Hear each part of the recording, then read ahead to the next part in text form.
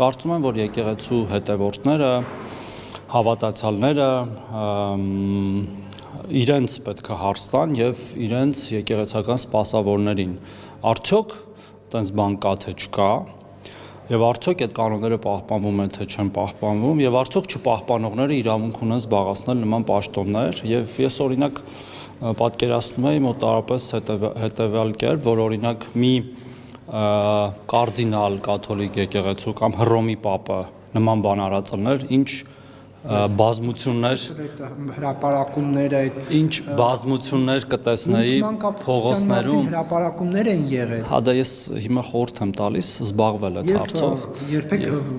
որևէ պետության ղեկավար չի մտել կաթոլիկ եկեղեցու գործերի մեջ։ Պետության ղեկավարի մասին չի խոսքը։ Ես պետության ղեկավարները իրենց անձնական հարցն է, ինչպես են իրենք վերաբերվում եկեղեցուն։ Ես ասում եմ, որ դա բովանդակության վերաբերյալ է եւ այդ մարդիկ, որոնց համար դա կարեւոր է, պետքա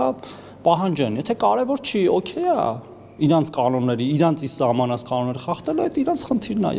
Ես ասելու բան չունեմ դրանից ավել։